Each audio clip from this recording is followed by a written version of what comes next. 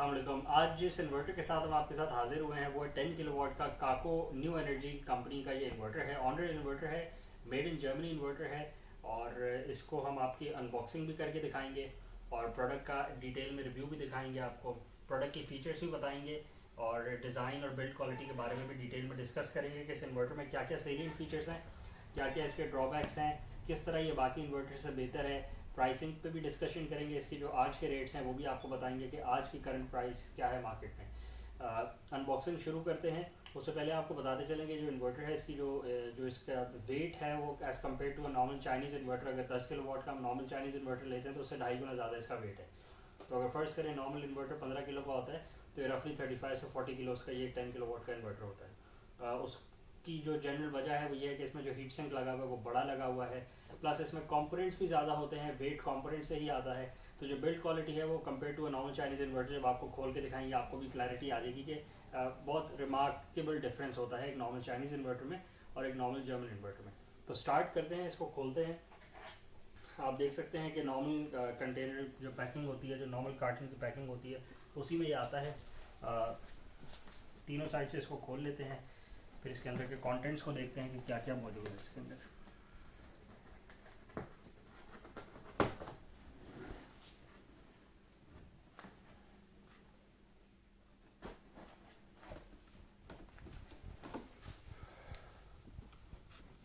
ये आप देख सकते हैं इसकी साइड पे बॉक्स के ऊपर भी इसके कंटेंट्स के बारे में लिखा हुआ है कि कौन सा इन्वर्टर है, क्या सीरियल नंबर है उसका और क्या प्रोडक्ट की डिटेल्स है, वो सारी इसके बाहर मेंशन होती है।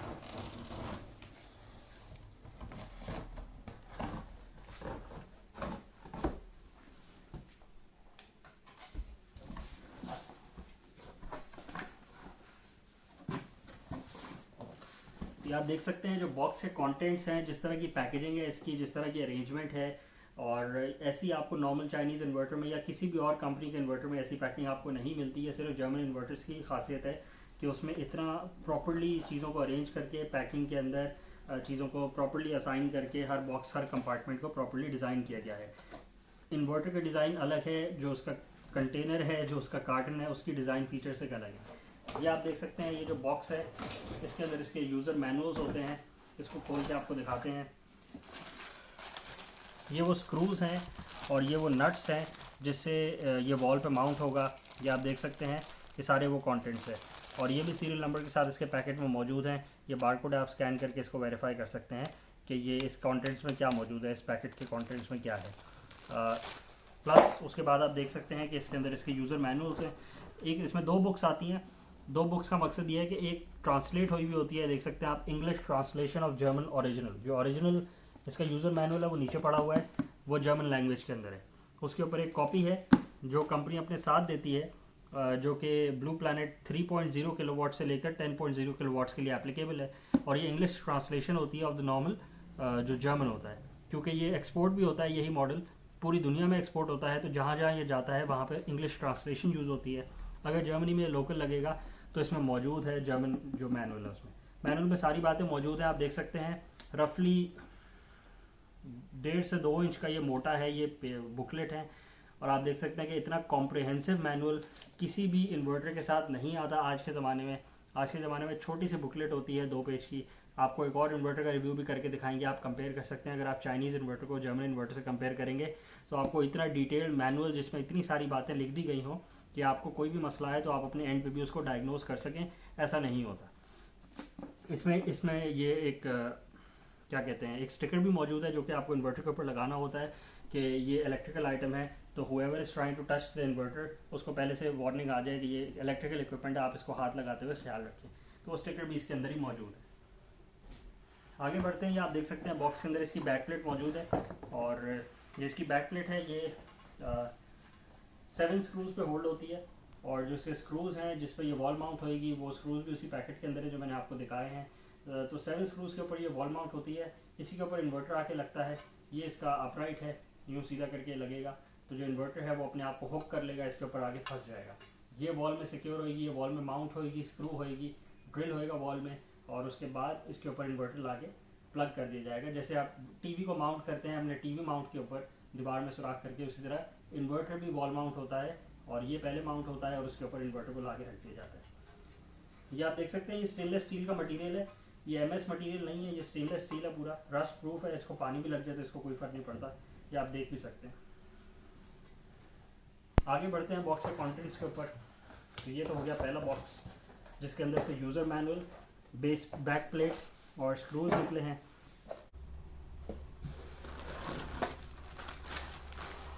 ये आप देख सकते हैं दूसरा पैकेट इसके अंदर मौजूद है। इस पैकेट के अंदर इसके जो एसी कनेक्टर होता है इसका, ये इसका मेन एसी पावर सप्लाई का कनेक्टर है, उसके साथ उसका यूज़र मैनुअल है। ये एक आउटसोर्स कंपनी है पोलैंड की, क्योंकि जर्मन इन्वर्टर है तो सारे इसके जो एक्सेसरीज हैं वो भी यूरोपियन कंस्ट्रक्टेड है, यूरोपियन वेंडर्स नहीं बनाए हुए हैं। फिनिक्स कॉन्टैक्ट पोलैंड की कंपनी है, उसने इस काको इन्वर्टर के एसी कनेक्टर बना के दिए हैं। कंपनी ने इन हाउस नहीं बनाए, आउटसोर्स वेंडर से बनवाए हैं, बट अगेन यूरोपियन स्टैंडर्ड्स पे कंस्ट्रक्ट हुए हैं सारे। खोल के आपको दिखाते हैं इसके अंदर मौजूद क्या है।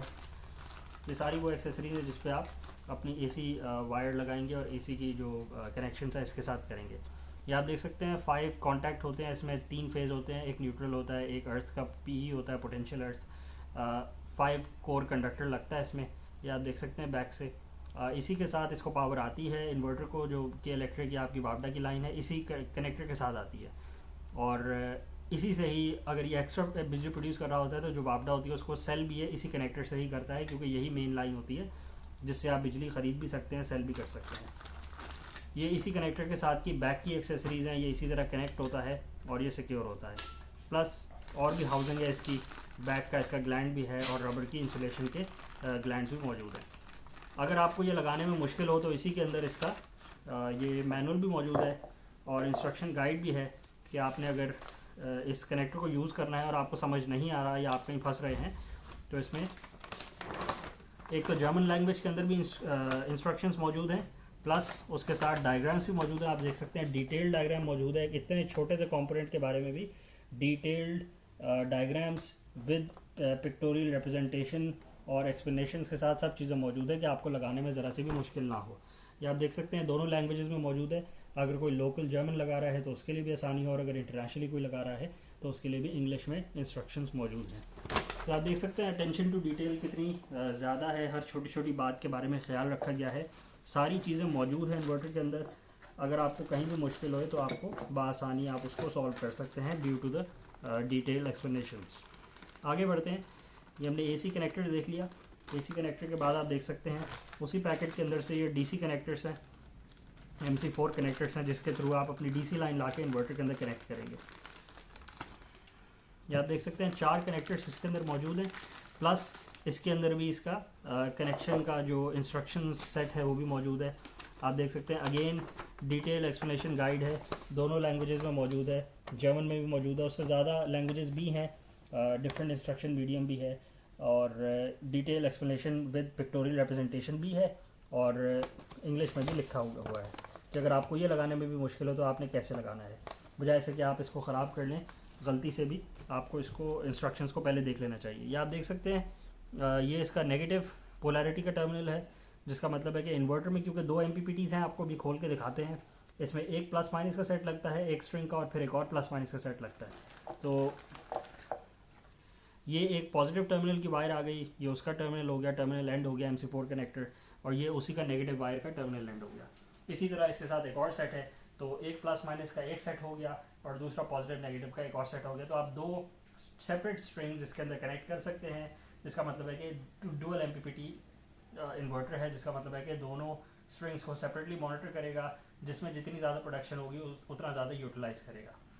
आगे बढ़ते हैं, अब इन्वर्टर को बॉक्स से भी निकालते हैं, उससे पहले इन चीज़ों को इनके पैकेट्स में वापस डाल देते हैं ताकि वो आगे पीछे ना हो, और फिर इन्वर्टर को भी अपने बॉक्स से निकाल के दिखाते हैं आपको कि इन्वर्टर की बिल्ड क्वालिटी क्या है, इन्वर्टर में फ़ीचर्स क्या हैं। और इसमें साइड में एक वेंटिलेशन फ़ैन भी लगा हुआ है, जो कि 10 किलोवाट के इन्वर्टर में होना बहुत रेयर है, क्योंकि 10 किलोवाट के चाइनीज़ इन्वर्टर्स में वेंटिलेशन फ़ैन नहीं होता। जो मैन्युफैक्चरर्स होते हैं वो हीट सिंक को और थोड़ा बड़ा कर देते हैं ताकि वो पैसिव कूलिंग के थ्रू ही कूल रहे, बट इसमें वेंटिलेशन फ़ैन भी मौजूद है और हीट सिंक भी मौजूद है। तो अब इन्वर्टर को बाहर निकालते हैं। इन्वर्टर थोड़ा भारी है, इसलिए हम वीडियो को पॉज करेंगे यहाँ पे, इसके लिए 2 बंदों की ज़रूरत है, एक आदमी नहीं कर सकता। तो फिर रिज्यूम करते हैं, इन्वर्टर को बॉक्स से निकाल के वीडियो को रिज्यूम करते हैं।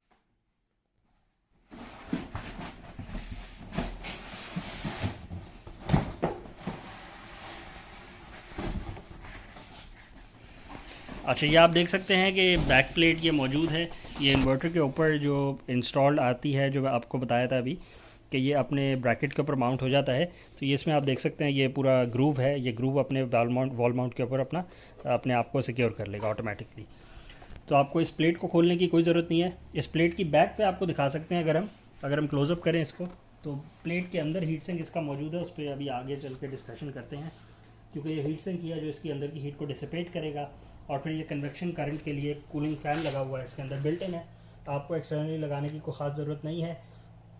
तो जो भी हीट सिंक इसके अंदर से हीट को एब्जॉर्ब करके इस एरिया में लाएगा, ये कन्वेक्शन करंट के थ्रू यहाँ से हीट को इनटेक लेगा और यहाँ से एग्जॉस्ट कर देगा हीट को। तो जो भी अंदर की हीट होगी इन्वर्टर की, वो सारी बाहर निकल जाएगी और इन्वर्टर अपना टेम्परेचर ईजिली मेंटेन कर लेगा।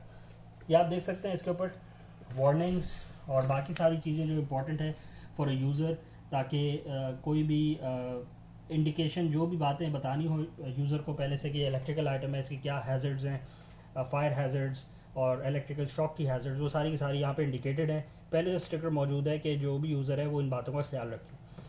अभी इन्वर्टर को खोलते हैं।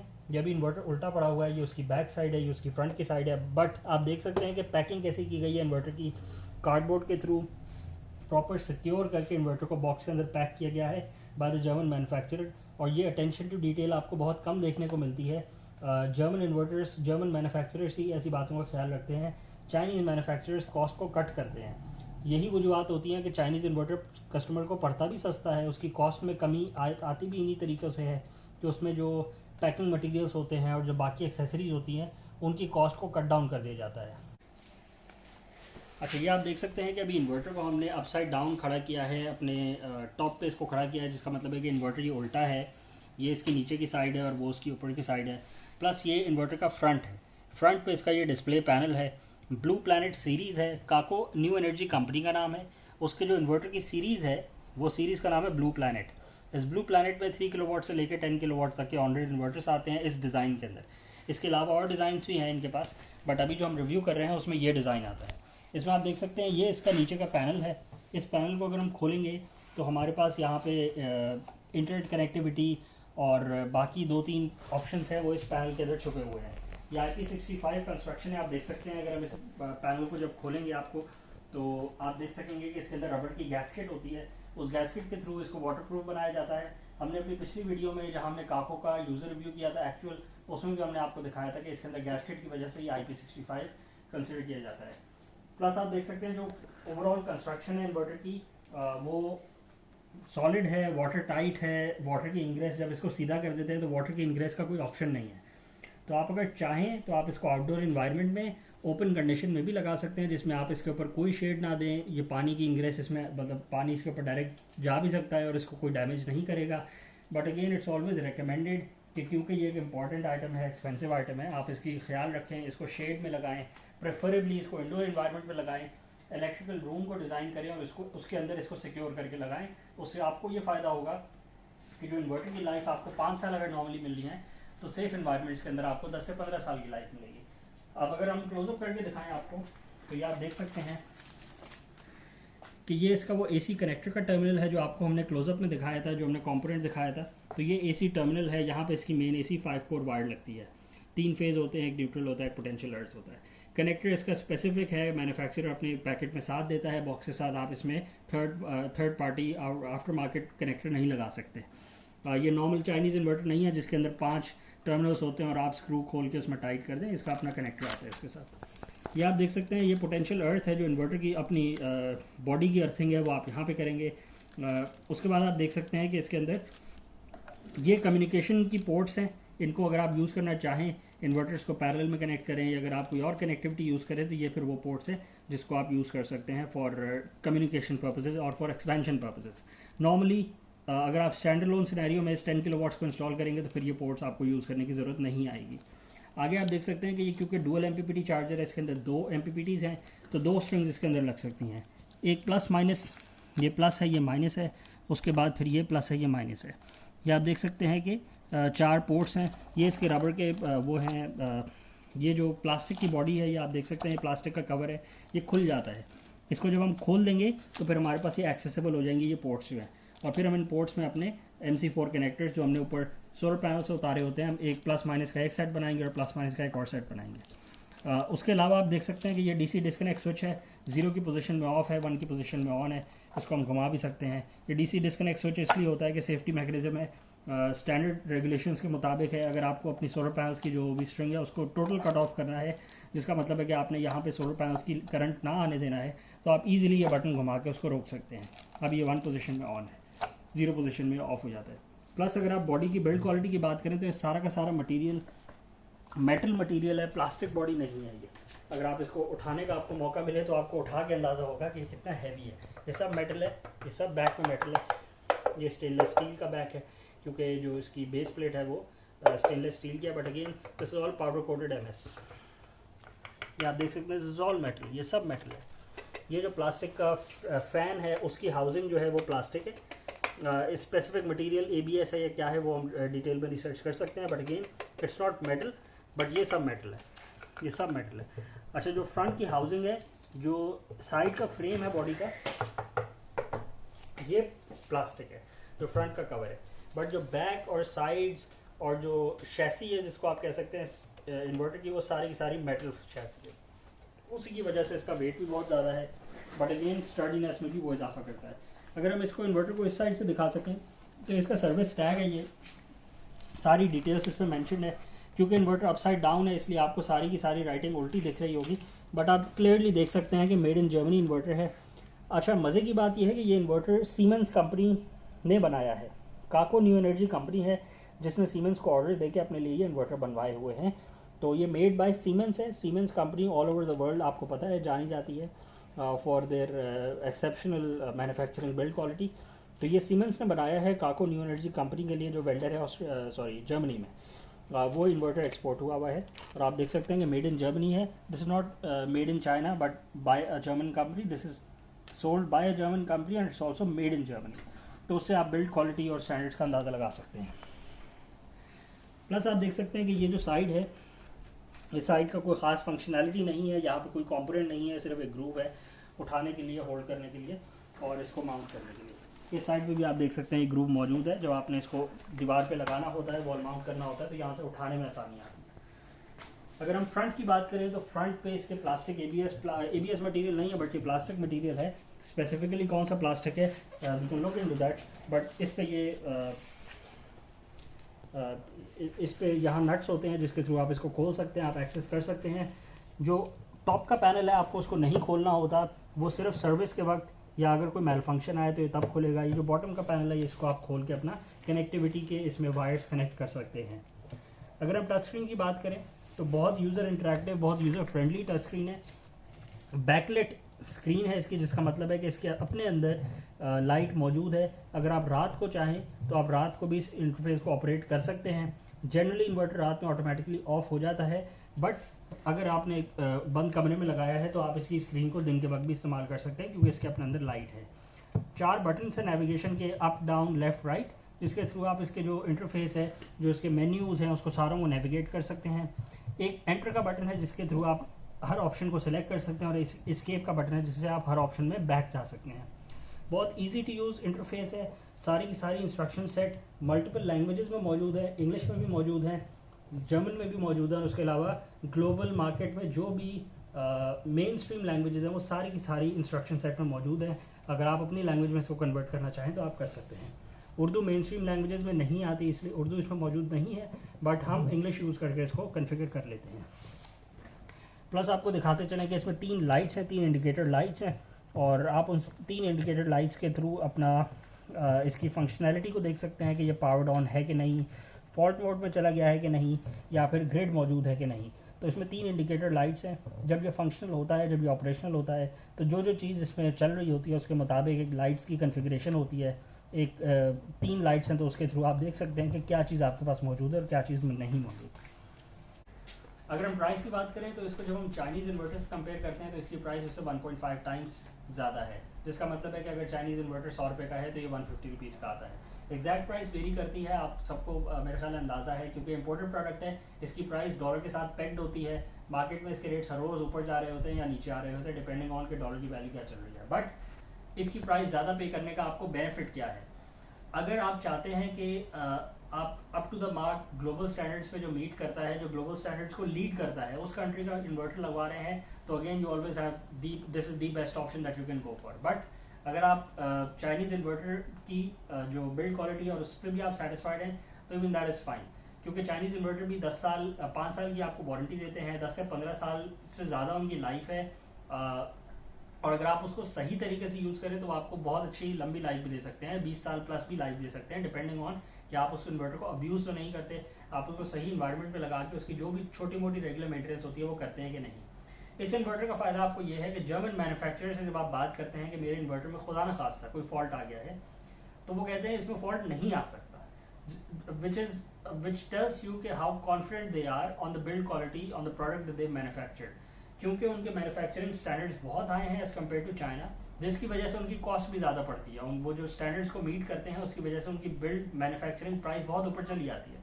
सो if you are willing to pay for that you get the advantage of such a product. But अगर आप चाहते हैं कि आप अफोर्डेबल प्राइस में लगवा लें तो always go for a Chinese manufacturer. Chinese manufacturers के इन्वर्टर्स भी टीयर 1 के जो इन्वर्टर्स हैं, सारे ब्लैंकेट कोई कैटेगरी नहीं है कि सारे चाइनीज इन्वर्टर्स एक ही क्वालिटी के आते हैं, ऐसा नहीं है।